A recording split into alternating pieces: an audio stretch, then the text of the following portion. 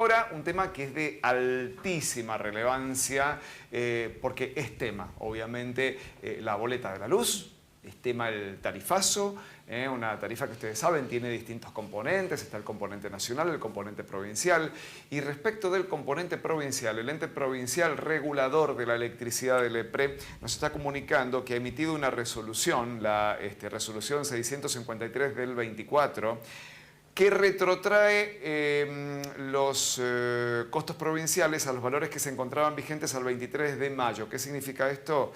Significa que no habrá aumento del componente provincial por un par de meses, pero quien mejor nos lo va a saber explicar sin dudas es el vicepresidente del EPRE, Roberto Ferrero, con quien estamos en contacto vía Zoom en este momento. ¿Cómo le va, Roberto? Buenos días. Romina, Daniel, los saludamos desde Canal 13.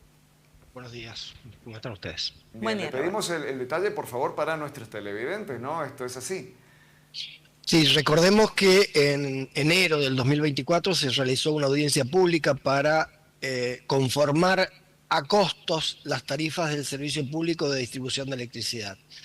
Esa conformación a costos implica hacer una proyección, un análisis de cómo iban a modificarse los costos de la prestación durante el primer semestre. Es decir, hablándolo en términos más sencillos, cómo iba a ser la inflación durante el primer semestre del 2024. Se hizo una proyección y en función de eso se estableció un sendero de tarifas con variaciones progresivas. Eso fue una medida que se tomó desde la provincia para acompañar las paritarias que se encontraban en desarrollo. Recordemos que los salarios vienen por detrás de los niveles inflacionarios. Una medida que se adoptó para intentar morigerar esa situación fue establecer un sendero de tarifas que iba a ir acompañando las variaciones de los salarios que se discutían en las paritarias.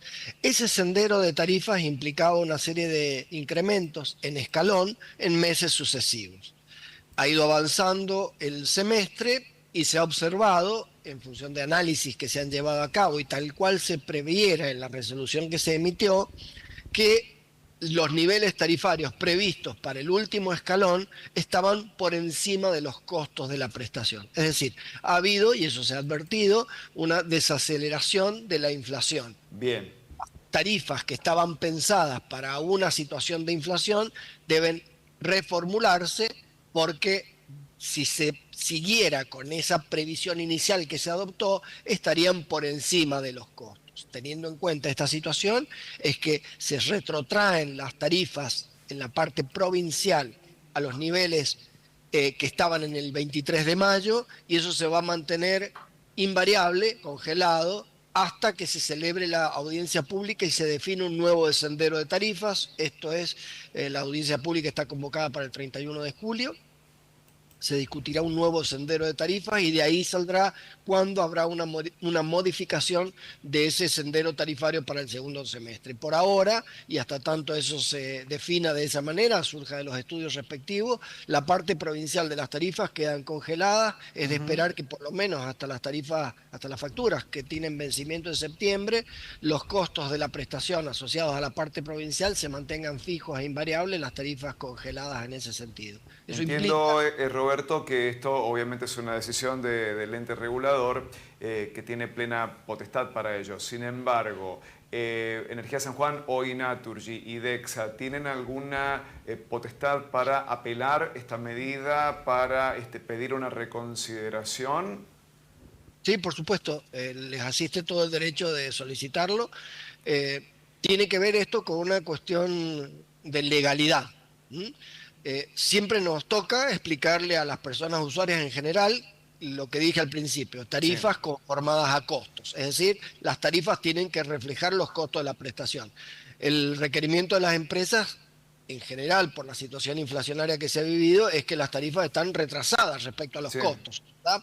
Si se aplicaran los incrementos que estaban definidos en el mes de enero, hubiéramos estado en el caso inverso, es decir, las personas usuarias estarían pagando tarifas por encima de los costos, cosa que sería absolutamente ilegal. Es decir, las distribuidoras, por supuesto, no van a solicitar que se reduzcan los niveles tarifarios, eso se tiene que hacer atendiendo a este principio de legalidad que le mencionaba, porque si se hubieran mantenido esos escalones que se previeron en enero del 2024, las tarifas quedarían por encima de los costos de la prestación, cosa que va totalmente en contra de la ley. No obstante lo cual, bueno, las distribuidoras tienen el derecho de solicitarlo y evaluarlo, lo harán, seguramente lo harán en la audiencia pública, se analizarán los elementos que puedan traer a consideración con los elementos que tenemos nosotros en este momento, los estudios técnicos que se han recabado. No hay ninguna razón que les asista a las distribuidoras para pedir tarifas por arriba de los costos que están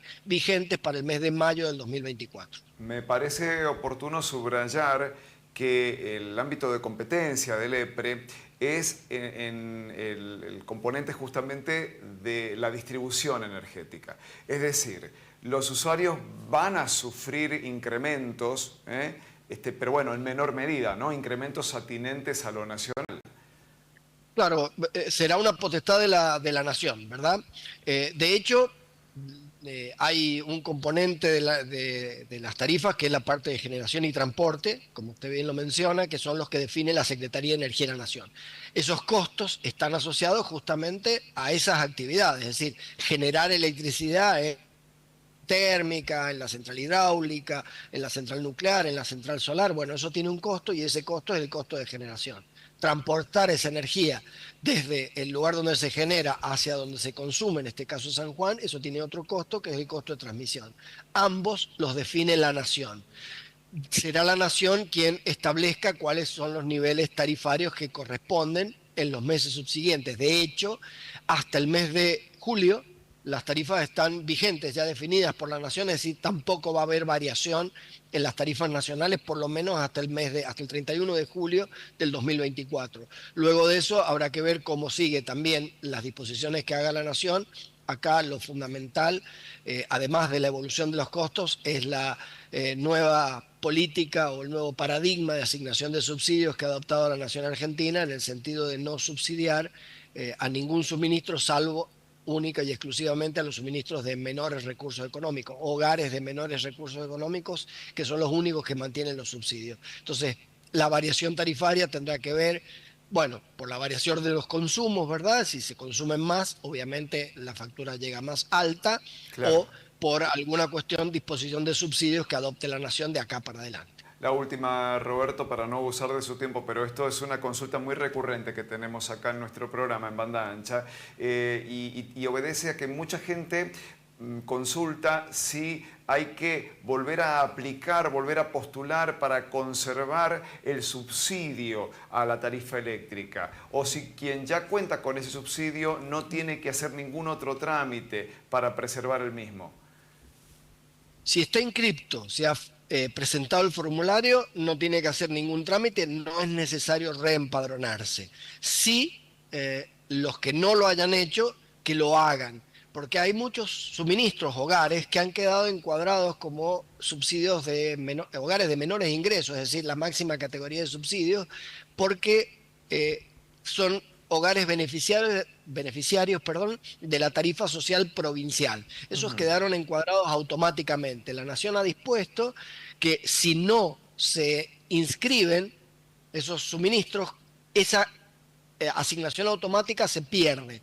Es decir, aquellos hogares que no se hayan inscrito, aunque en sus facturas aparezcan como usuarios de menores ingresos, si no se han inscrito, deben inscribirse, porque si no lo hacen, pueden llegar a perder el subsidio. Ahora bien, aquellos que ya se han inscrito, no es necesario volver a hacerlo. La inscripción hecha en la gestión anterior, cuando Energía dependía del ministerio de Sergio Massa, esa inscripción, ¿rige, cuenta para el día de hoy? Sí, es totalmente válida y no es necesario reempadronarse. Aquellos que ya se hayan llenado el formulario, bueno, lo único que tienen que hacer obviamente es actualizarlo. Es decir, si yo cuando me inscribí tenía un trabajo y ahora tengo otro tipo de trabajo, o tenía un grupo familiar, o vivía en un determinado domicilio, bueno, tengo que actualizar esos datos para que el subsidio refleje mi condición económica y el suministro donde estoy haciendo uso del servicio y donde tiene que asignarse el subsidio. pero si esas condiciones no se han modificado, no es necesario volver a empadronarse. Sí insistir que aquellos que no lo han hecho, que por favor lo hagan, porque la disposición de la Nación es que ese automatismo que había, porque, a ver, resulta irrazonable que si la provincia otorga un subsidio de tarifa social que está totalmente vigente, está establecido en una ley provincial, resulta irrazonable que si la tarifa otorga, la provincia otorga un subsidio, la nación no lo otorgue, ¿verdad? Porque Claro. está claro que la provincia lo otorgó por una cuestión de necesidad de ese grupo familiar, ¿verdad?